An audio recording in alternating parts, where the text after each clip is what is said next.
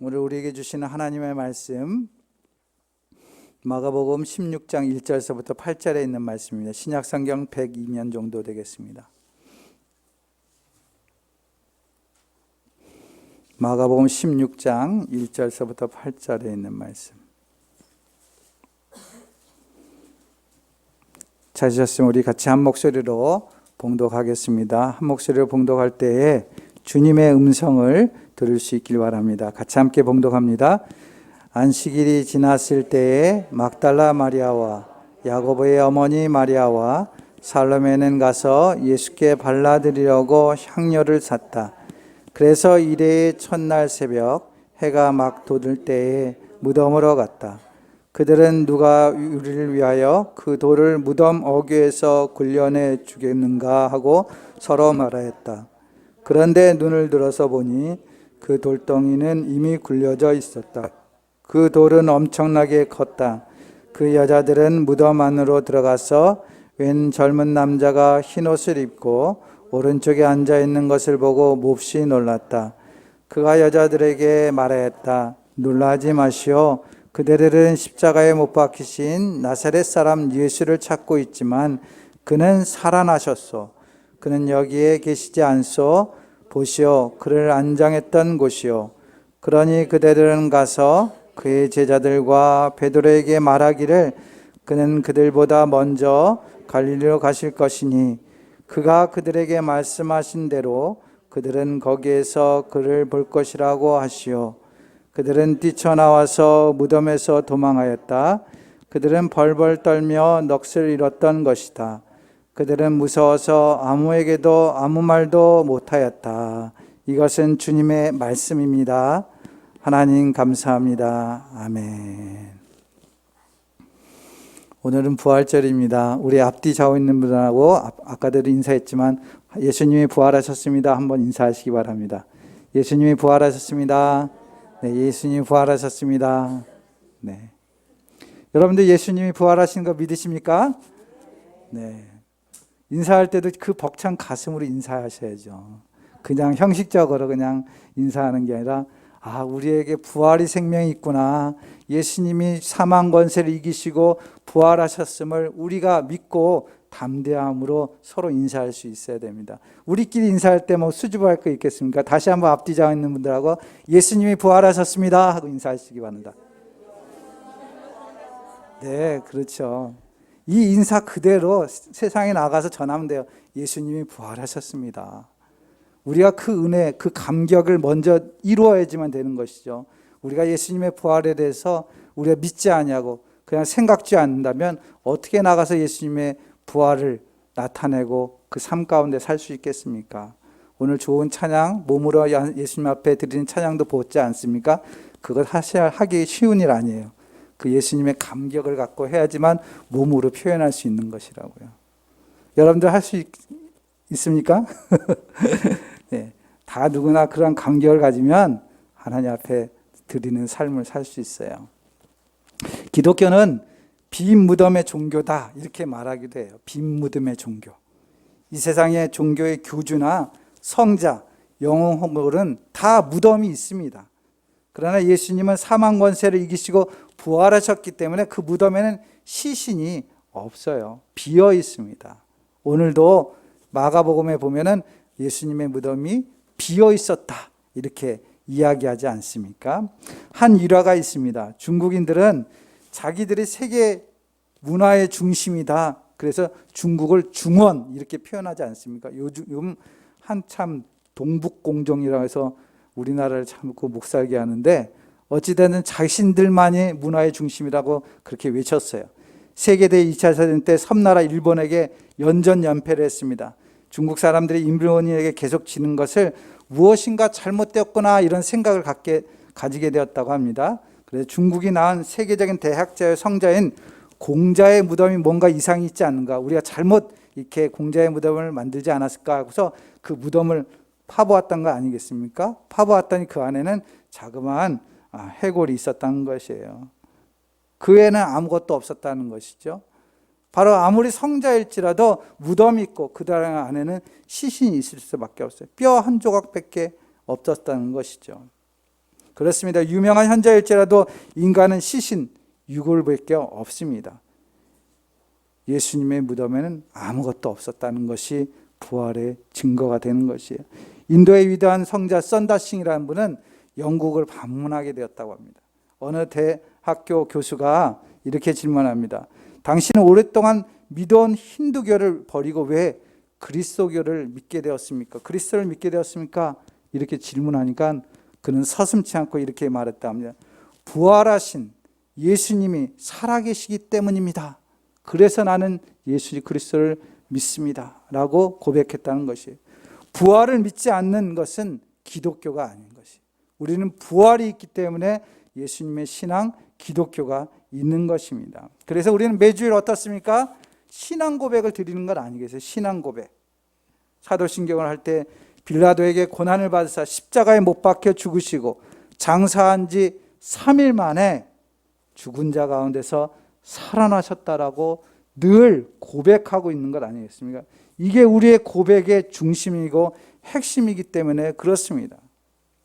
예수님 당시 혼비백산하고 도망쳤던 제자들, 그럼에도 불구하고 부활로 인해서 다시 모이게 되었어요. 예수님의 부활로 인해서 모이게 되었습니다.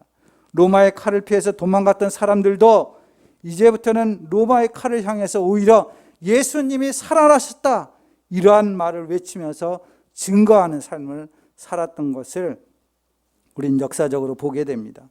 마리아와 여인들의 울음은 환희와 찬송이 되었어요. 그들의 삶이 구체적으로 변화되기 시작됐다는 것입니다. 왜 그렇습니까? 예수님의 부활을 경험했기 때문에 그렇습니다. 그것을 경험했기 때문에 그들의 삶이 완전히 바뀌었던 것이에요. 오늘 본문은 바로 그 부활의 시작점을 이야기해주고 있는 말씀이죠. 오늘 본문 1절 말씀입니다. 같이 다시 한번 읽도록 하겠습니다. 시작. 지났을 때 막달라 마리아와 야고보의 어머니 마리아와 살로메는 가서 예수께 발라드리려고 향료를 샀다. 아멘. 본문에서 예수님의 부활을 목격한 사람을 소개하고 있죠. 첫 번째 목격한 사람이 1절에 나온 듯이 막달라 마리아, 야고보의 어머니 마리아, 살로메 모두 여인들이었다는 것이에요. 물론 이 여인들은 처음에는 직접 경험한 건 아니었어요. 후에 가서 경험을 하지만 단지 그들이 보았던 것은 빈 무덤만 본 거예요. 부활하신 주님의 몸을 본 건 아니고 빈 무덤만 본 것입니다. 그런데 이들은 처음부터 주님의 부활을 믿고 거기 가면 부활하신 주님을 만날 것이야 라는 생각을 가지고 무덤에 간 것 아니었어요. 단지 그들은 예수님께 드릴 향료를 준비해서 가지고 갔을 뿐입니다. 제임스 에드워드라는 주석가는 이 향료가 단순히 그 방부제 역할, 썩지 않게 하려는 것이 아니라 헌신의 행동이다. 그래서 부패하는 시체의 좋은 냄새를 나타내기 위해서 그렇게 향료를 준비해서 갔다라고 표현하고 있어요. 예수님이 죽은 분이다 라는 생각을 가져갔다는 것이죠. 그러한 생각을 갖고 있으니까 이전에 가지고 있었던 그대의 꿈, 기대, 소망들은 다 깨졌어요. 왜? 예수님이 죽으셨다라고 생각하고 있기 때문에. 그렇기 때문에 다시 한번 생각한다는 것은 그들에게는 괴로움이에요. 예수님을 그토록 사랑하고 따라가고 거기에 모든 것을 걸고 기대하고 소망을 갖고 살았지만 예수님 죽음으로 인해서 자신들의 소망이 다 사라져버린 것 아니겠습니까? 그 주님을, 그 시신을 보러 간다는 것은 사실은 쉽지 않는 일이었을 것입니다. 그럼에도 그들이 그곳을 간 이유가 뭡니까? 바로 주님을 사랑했기 때문에 그렇습니다. 오늘 본문 2절 말씀 보세요. 그래서 이레의 첫날 새벽 해가 막 돋을 때에 무덤으로 갔다라는 말씀을 하고 있습니다. 새벽에 준비해서 나간다라는 것 쉬운 일 아닙니다. 이 여인들은 다른 사람의 눈을 피하기 위해서인지는 모르겠지만 주님께 이른 새벽에 갔다라고 이야기하고 있어요. 이 말씀을 보면서 저는 주님을 사랑하는 마음에 부활의 은혜가 있구나라는 생각을 하게 되었습니다. 왜냐하면 여인들은 우리들처럼 부활하신 주님을 생각하면서 무덤에 간 것이 아니었어요. 오늘 아침 우리가 예수님이 부활하셨습니다, 우리는 그 부활을 믿습니다 라고 예배드리지만 이 여인들은 그러한 마음으로 간 게 아니라는 것이에요. 부활하신 주님을 내가 먼저 만나야지, 그래서 새벽 일찍 가야지, 그러한 생각이 있었던 것 아닙니다. 그들은 단지 죽으신 주님에 대한 연민을 가지고 간 것이에요. 그래서 시신에 향료를 넣으려고 했던 것이죠. 그들은 주님을 사랑했기 때문에 주님의 무덤을 향했던 것이에요. 아직도 그들에게는 죽음의 사고, 사람이 죽어서는 살아나지 못한다는 그런 사고로 접하고 있는 것이에요. 단지 주님을 향한 사랑의 마음, 그 사랑의 마음으로 나아갔더니 바로 주님의 은혜를 경험할 수 있었다라는 것을 우리는 본문을 통해서 느낄 수가 있습니다. 잠언서 8장 17절 말씀, 제가 새벽 예배 때도 한번 말씀드렸습니다. 오늘 지난주 목요일날 새벽 예배 때 말씀드렸는데 잠언 8장 17절 말씀에 뭐라고 되어 있습니까? 나는 나를 사랑하는 사람을 사랑하며 나를 간절히 찾는 사람을 만나준다. 이렇게 말씀해주고 있습니다. 그렇습니다. 우리가 부활의 영광을 경험해야지 한다고 해서 만나지는 건 아니에요. 난 부활을 믿어. 이렇게 해서 만나지는 것이 아니라 여러 가지 우리가 부활절마다 준비하지 않습니까? 찬양도 준비하고 오늘 워십도 준비하고 또 화분도 준비하고 또한 끝나고 나서 우리 떡도 맛있는 거 먹어요. 그러니까 다 준비하지만 그 가운데 우리는 부활의 영광을 참여할 수가 없어요. 분주하게 지냅니다. 부활절 물론 코로나라는 상황 때문에 인해서 어려움이 있지만 우리가 그전에 부활절 그런 식으로 많이 준비했어요. 그런데 정작 우리는 주님을 만나기 위한 준비는 어떻게 하고 있는가? 행사를 준비하고 여러 가지 일들을 준비하지만 과연 내가 부활하신 주님을 만나기 위해서 어떠한 준비를 하고 있는가? 그런 생각이 들었습니다. 이 여인들은 죽은 시신일지라도 주님을 보고 싶은 마음이 있었던 것이죠. 사실 시신을 본다는 것은 무섭지 않습니까? 우리 교회 길냥이들이 있지 않습니까? 5마리나 키우고 있어요. 지금 5마리나. 이 길냥이들이 참 예쁩니다. 저를 따르면은 막 졸졸졸 따라와요. 먹을 거 주지 않은가 하고서 따라다닙니다. 너무 좋긴 한데 문제는 죽는 거예요. 죽는 거. 사고로 죽을 때도 있어요. 그 나타가 죽은 애들도 있어요. 병으로 죽은 애들도 있어요. 제가 몇 마리 죽은 것을 처분했는지 모르겠습니다. 자그마한 새끼서부터 큰 성묘에 이르기까지 죽음을 다 지켜보았어요. 아무리 예쁘고 사랑한 고양이일지라도 그 죽음을 본다는 건 약간 겁이 나요. 두려워요. 그런데 이 여인들은 예수님의 시신을 보려고 갔다는 거 아니겠어요? 그것도 새벽에 준비해서 갔다는 것이에요. 그런 힘이 어디서 생깁니까? 그런 용기가 어디에서 생깁니까? 그것은 바로 사랑이죠. 주님을 사랑하는 마음인 것이에요. 그 사랑이 있었기 때문에 주님의 부활을 경험할 수 있었구나, 이런 생각이 들었습니다. 사랑하는 성도 여러분, 이 여인들은 주님이 살아계실 때나 죽었을 때나 같은 사랑의 마음으로 행동했어요. 그러기에 그들은 주님의 부활을 경험할 수 있었던 것입니다. 특별히 주님의 죽음을 준비했던 여인, 향유를 부었던 사람도 여인 아니겠습니까? 주님의 부활을 첫 번째 경험한 것도 여인이에요. 굉장히 중요한 의미를 성서는 우리에게 시사해주고 있습니다. 죽음의 고난과 또한 주님의 부활, 그 모든 것 속에 여인이 중심되고 있다는 거예요. 12제자는 없어요. 경험한 것이 아니에요. 먼저 경험하지 않았어요. 그토록 주님을 따라다녔지만 그렇지 않아요. 당시에 여인의 의미는 소외된 계층이었어요. 정치, 경제, 사회적으로 소외된 사람이었지만 그들은 오히려 주님의 가장 중요한 사역의 중심에 서 있다라는 것이 성경적인 굉장한 의미를 갖고 있다는 것이죠. 그렇습니다. 우리는 미약하고 부족하고 소외된 사람처럼 보이지만 오히려 우리가 주님의 사랑을 우선하면서 살아가면 주님의 영광의 자리에 있게 된다는 사실을 보여주고 있는 것입니다. 사랑하는 성도 여러분, 여러분 때로는 일상의 삶 속에서 힘든 일이 많잖아요. 아픈 것도 있고 또한 여러 가지 사람들과의 관계, 가족과의 관계, 어려운 일이 있잖아요. 그럼에도 불구하고 우리가 그 속에서도 주님을 향한 사랑을 잃지 않다면 주님의 부활의 영광이 여러분들 가운데 함께 하시라고 믿습니다. 그런데 오늘 본문에서 여인들에게 부족한 점이 하나 있었어요. 그게 무엇일까요? 그것은 바로 주님의 말씀을 기억하지 못했다라는 점입니다. 무엇을 기억하지 못했다고요? 주님의 말씀을. 마가는 이 사실을 놓치지 않고 이야기하고 있습니다. 그래서 천사를 통해서 분명히 말씀해 주고 있습니다. 오늘 본문 6절에서 7절 말씀입니다. 같이 함께 다시 한번 봉독하겠습니다. 6절에서 7절 시작. 그대들은 십자가에 못 박히신 나사렛 사람 예수를 찾고 있지만 그는 살아나셨소. 그는 여기에 계시지 않소. 보시오, 그를 안장했던 곳이요. 그러니 그대들은 가서 그의 제자들과 베드로에게 말하기를 그는 그들보다 먼저 갈릴리로 가실 것이니 그가 그들에게 말씀하신 대로 그들은 거기에서 그를 볼 것이라 하시오. 아멘. 본문에서 그가 그들에게 말씀하신 대로라고 표현하고 있어요. 예수님께서 이미 십자가의 고난과 부활을 예고해 주셨습니다. 그런데 그 말씀에 대해서 무지했던 것, 그것들을 반성하고 있는 것이 지금 마가복음을 통해서.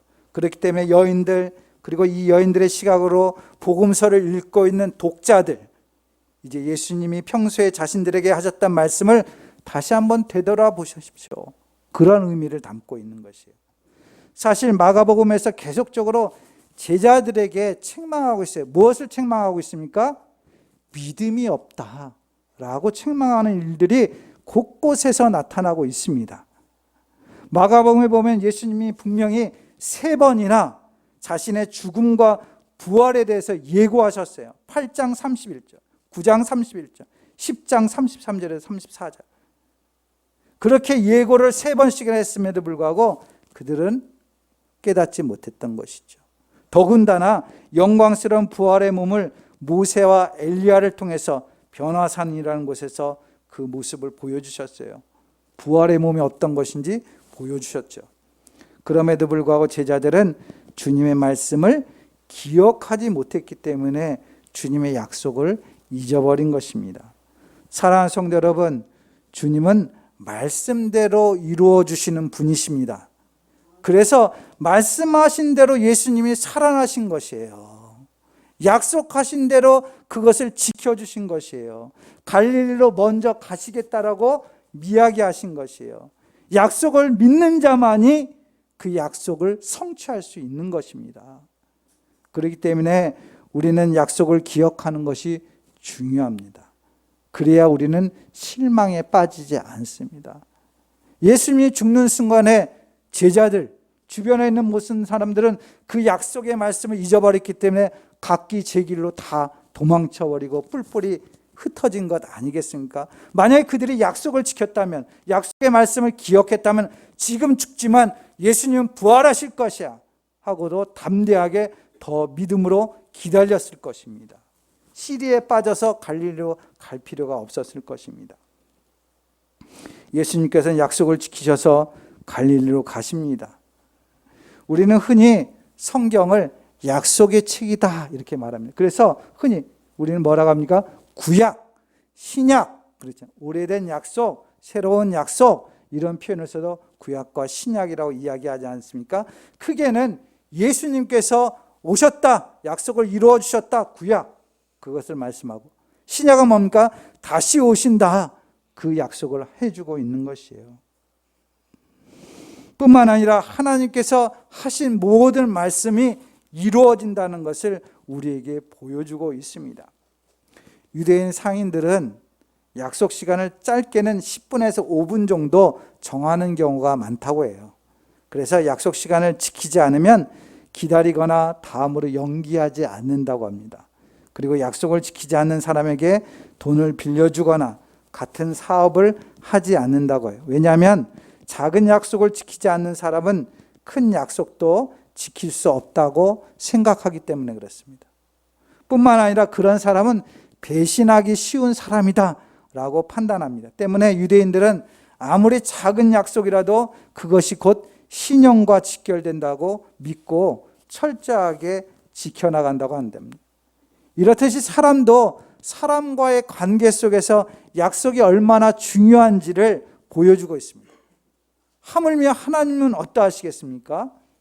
민수기 23장 19절 말씀, 하나님은 사람이 아니시다, 거짓말을 하지 않으신다, 사람의 아들이 아니시니 변덕도 부리지 아니하신다, 어찌 말씀하신 대로 하지 아니하시랴, 어찌 약속하신 것을 이루지 아니하시랴 말씀하고 있습니다. 약속한 것은 반드시 성취하시는 분, 그분이 우리 하나님인 거예요. 대표적인 약속 무엇이 생각납니까? 아브라함과의 약속 아니겠습니까? 내게 후손이 있겠다. 너에게서 자손이 있겠다. 언제 자손을 얻게 되죠? 몇 살 때 얻게 되죠? 100세. 100세에 얻게 됩니다. 인간의 힘으로 도저히 할 수 없다고 할 때, 불가능 속에서도 주님께서는 약속을 지켜주신다는 것이에요. 사랑하는 성도 여러분, 하나님께서 말씀하신 것은 어떠한 상황과 여건이 있어도 이것은 안 들어주실 것이야, 이것은 안 될 것이야, 그게 아니라 어떠한 상황 속에서도 주님께서 말씀하신 것은 그대로 지켜주신다는 것 아니겠습니까? 오늘 이수옥 집사님도 고백했잖아요. 나를 찬양으로 쓰여주십시오 했더니 지금까지 그렇게 사용하고 계시다고. 여러분들이 주님 앞에 기도하고 간구했던 것은 분명히 주님께서는 이루어 주신다고 믿습니다. 예수님께서는 약속하신 대로 살아나셨기 때문에 불가능처럼 보이는, 죽은 자가 어찌 살아날 수 있을까? 그러나 약속해 주셨기 때문에 살아나셔서 우리를 구원해 주신 것입니다. 우리는 그래서 믿음으로 살아갈 수 있는 것이에요. 근데 오늘 본문 8절 말씀 보시기 바랍니다. 8절 말씀 같이 함께 읽겠습니다. 시작. 무덤에서 도망하였다. 그들은 벌벌 떨며 넋을 잃었던 것이다. 그들은 무서워서 아무에게도 아무 말도 못하였다. 아멘. 어떤 사본에는, 여러분들 거기 성경책에 보면 거기 각주가 달려있는지 모르겠지만은 어떤 사본에는 마가복음 여기까지가 끝이에요. 8절까지가 끝이에요. 근데 어떤 사본에는 그 뒤까지 20절까지 쭉 이어지는 것도 있어요. 여기까지가 끝이에요. 근데 중요한 것은 이 부활을 경험한 여인들의 그들의 심정을 보시기 바랍니다. 기쁨보다는 두려움, 말로 형용할 수 없는 형태로 표현되고 있다는 것이에요. 우리 같으면 부활하신 것을 보면 주님이 살아나셨어, 놀라운 일이야, 감사한 일이야, 기뻐하며 찬양할 수 있을 텐데 이 여인들은 어떻습니까? 벌벌 떨면서 넋을 잃었다, 두려워했다 이야기합니다. 어쩌면 이것이 일반적인 우리의 모습일 수도 있어요. 왜? 우리의 생각으로는 도저히 이해할 수 없는 일이 일어났잖아요. 귀신이 일어난 것처럼 무서울 수도 있잖아요. 두려울 수도 있잖아요. 이것이 어쩌면 본성적으로 솔직한 모습일 수도 있을 것입니다. 그럼에도 이들은 부활의 신앙을 가지게 됐어요. 주님을 만나게 됐어요. 처음에는 무섭고 두려웠지만 부활의 신앙을 믿고 그 은혜를 경험했더니 그들의 삶이 변화된 것 아니겠습니까? 그 놀라운 변화가 대표적으로 어디서 일어납니까? 사도행전에서 일어나는 것이에요. 사도행전에서. 예수님의 부활은 그래서 교리가 아닙니다. 교리가 아니에요. 그냥 단순히 우리가 사도신경을 암송함으로 예수님 부활하셔서 이렇게 생각하는 거 끝나는 것이 아니라 예수님의 부활은 바로 능력이에요. 우리 삶을 변화시켜 주시는 능력이라는 것을 믿으시기 바랍니다. 왜냐하면 사망 권세를 이기신 권능이 그 안에 있기 때문에 그렇습니다. 대표적인 인물이 누굽니까? 사도 바울 아니겠어요? 그가 다메섹으로 가는 도중 부활하신 주님을 만나게 되었어요. 그런 인생은 180도로 변화되었습니다. 이제까지 남을 때리며 남을 핍박하며 살았던 것이 오히려 자신이 핍박을 당하고 매맞는 자로 살아갔습니다.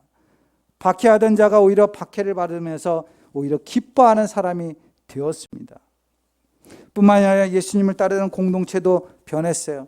이전에는 예수님을 따르는 사람들이 빵을 얻기 위해서, 병을 낫기 위해서 따라다녔지만 한편으로는 또 독립적으로 나라가 정치적으로 해방되기 위해서 따라다녔지만 그들은 그 모든 것을 보다도 그들의 삶이 바뀌었던 것을 보게 됩니다. 부활을 체험한 제자 공동체는 육체의 욕심에 매이지 않았습니다. 그래서 모두가 공동 소유하고 서로 나눠주고 베풀어 줬다, 사도행전에 나오지 않습니까?